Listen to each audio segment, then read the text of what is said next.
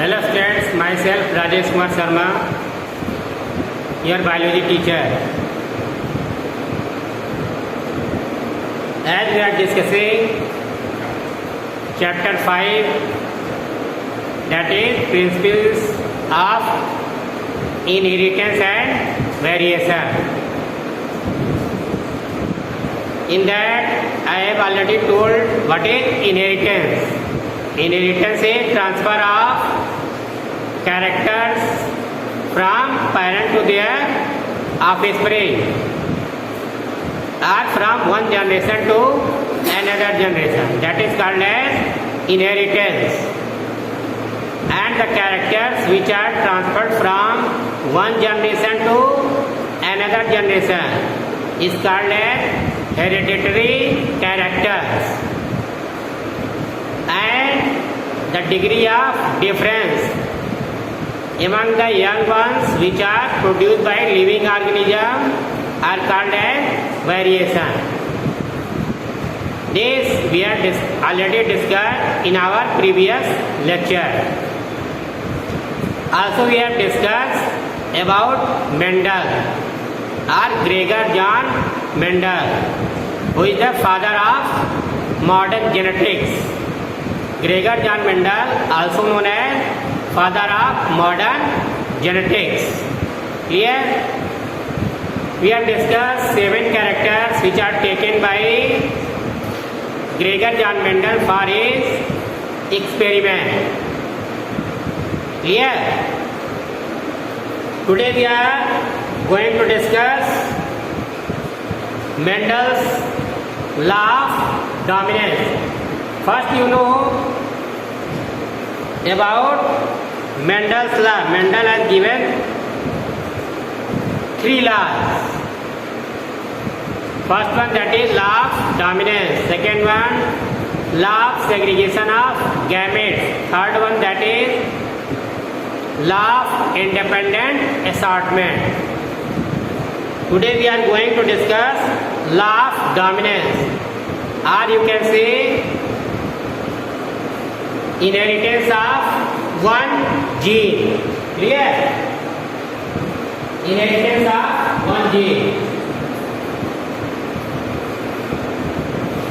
Let's start. What is law of dominance?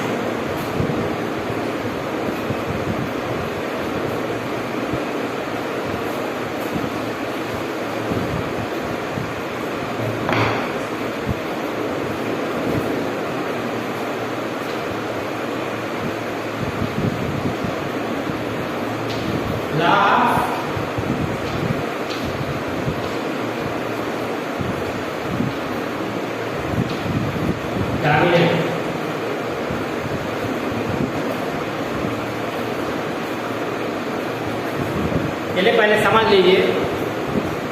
First try to understand what is law of dominance.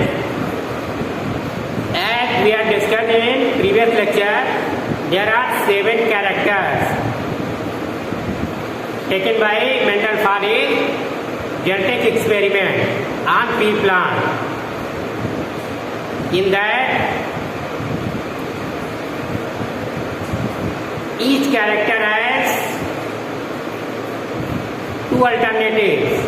First one dominant and second one recessive. Means एक जो है dominant character बोला गया और एक recessive character बोला गया. लेकिन क्यों, why, what is the reason? तो जैसा हम लोग डिस्कस किए थे, होता क्या है,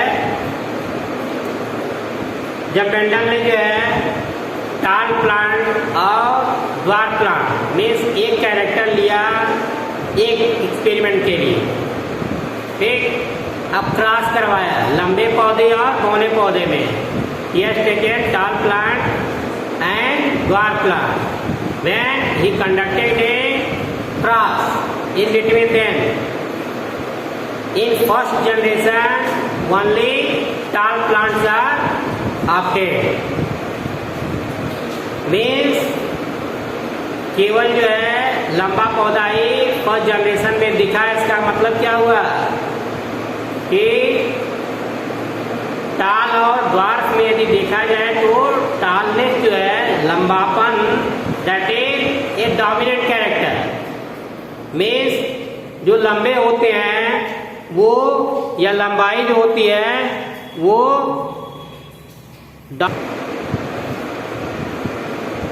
then how we can define dominance or law of dominance? When we cross between a pair of opposite characters, then those characters which express themselves in F1 generation, that is called as dominant characters, and this whole process is called as law of dominance. Clear? Once again I repeat, when we cross in between a pair of opposite characters, for example, cross with tall plant with dwarf plant, then those characters which express themselves in F1 generation, they are called as dominant characters, and this whole process is called as law of dominance. Clear? This is law of dominance. चलिए अब जो है इसको समझते हैं। law of dominance. There are certain terms which you must know. Genes. Actually, genes, this term was not given by Gregor John Mendel. Each characters are controlled by genes, and Gregor John Mendel genes को क्या बोले थे? Factor. Means one factor controls a character. आपके body में या living organism के body में जो भी कैरेक्टर पाए जाते हैं, हर एक कैरेक्टर को कंट्रोल करने के लिए एक जीन रिस्पॉन्सिबल होता है, और उसी जीन्स को मेंडल जो है फैक्टर बोले थे। बाद में जोहानसन ने इसे चेंज करके जीन बताया। क्लियर? अब जैसे कैरेक्टर क्या हुए, मान लीजिए बॉडी कलर हो गया, ठीक है, शेप हो गया किसी चीज़ का, these each and every character is controlled by a single gene, and this gene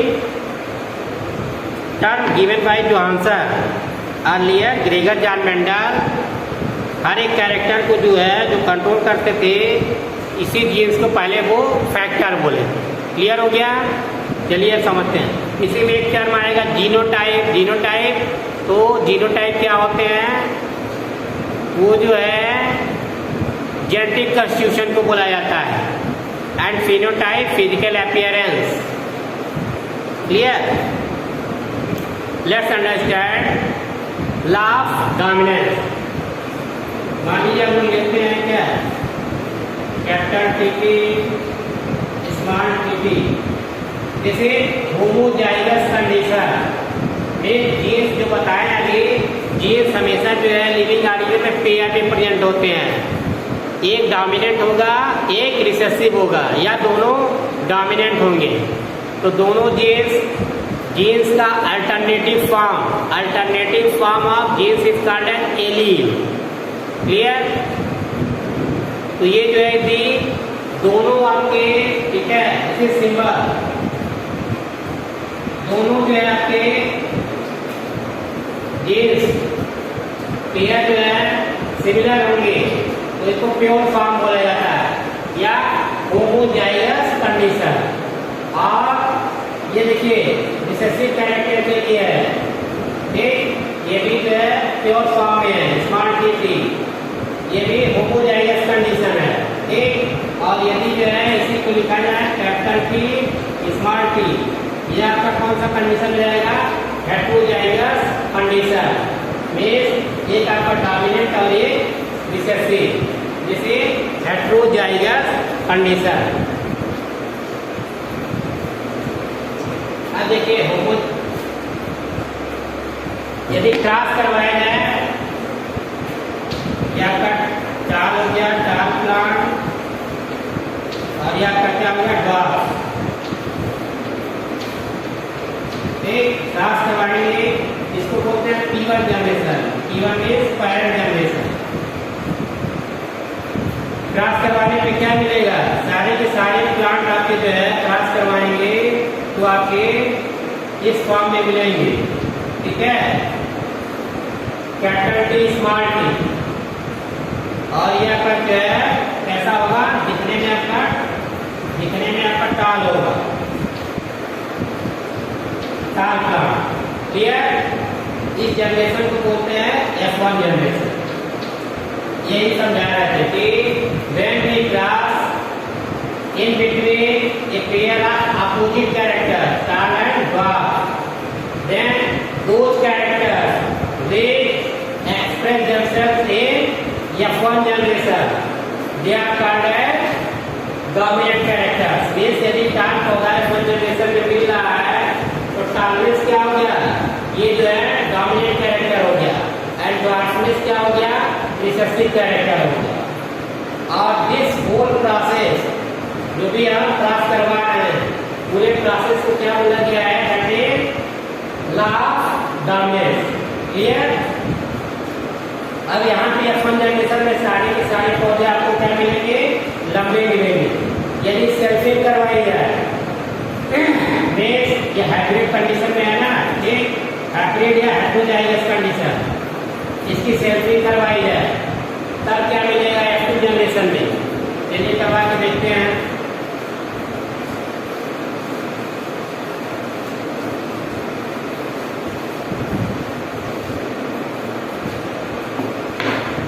selfing करवाइए, capital T small T, capital T small T. This is our F1 generation. Selfing करवाना है। अब देखिए F2 जनरेशन में क्या मिलेगा, cross करवाइए। एक लेते हैं तो क्या मिला, कैपिटल टी, फिर इसको लीजिए, इससे करवाइए, कैपिटल टी स्मॉल टी, फिर इसको लीजिए, capital T small T, and small T and small T. Means ये आपके दिखने में कैसे होंगे, टाल, और ये कैसा दिखेगा, ड्वार्फ।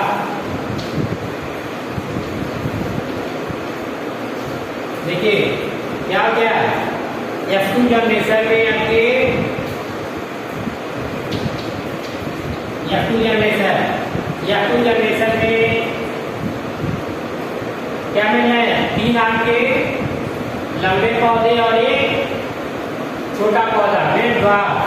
तो रेशियो क्या हो गया, 3:3 and 1, 3:1।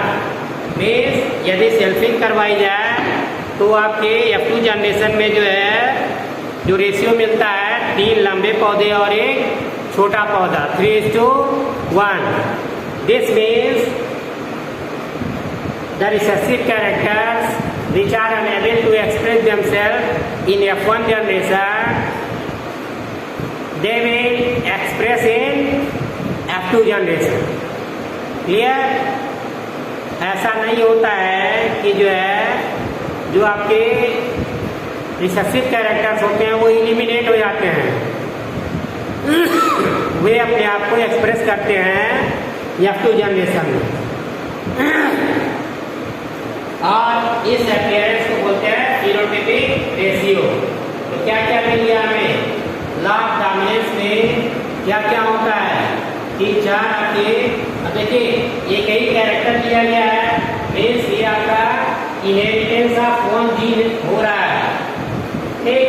लॉ ऑफ डोमिनेंस और इनहेरिटेंस ऑफ 1 जीन, इसी को एक और टर्म कहा गया है, that is monohybrid cross. This is also called है monohybrid cross.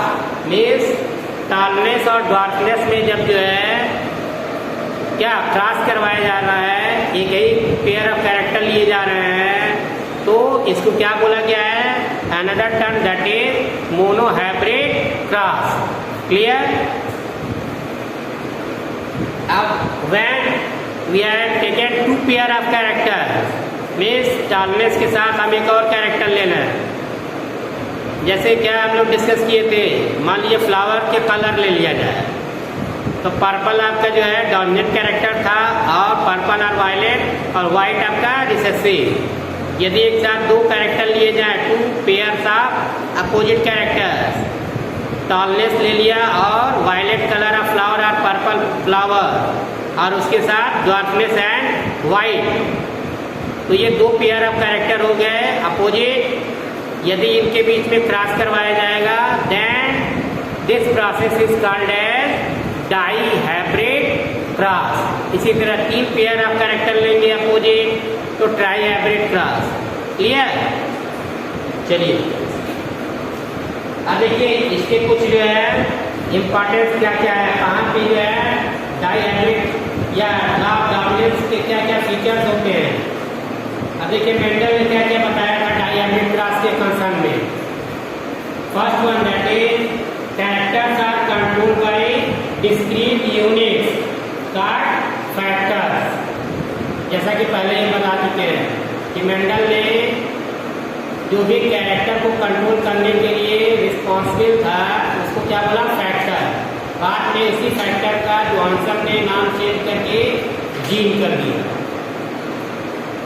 Second one, factors अकर इन पेयर्स। जैसा कि बता रहे हैं कि होमोजाइगस और हेटेरोजाइगस कंडीशन में आपके जो है जीन्स प्रेजेंट होते हैं। Third one, in A dissimilar pair of factors one member of pair dominate and another is recessive. जैसा कि इस केस में जो है लोग F1 जनरेशन में देख रहे हैं, एक आपका डोमिनेंट है, एक रिसेसिव है, एक ये पेयर में प्रेजेंट है, और डोमिनेंट जो है डोमिनेंट कैरेक्टर है, इसलिए वो अपने आप को एक्सप्रेस करता है।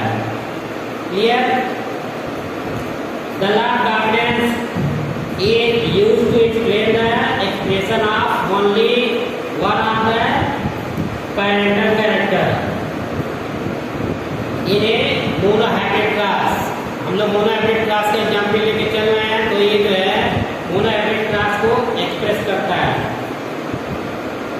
क्लियर किया। This is about law of dominance. We will discuss other laws in our next lecture. Okay, thank you.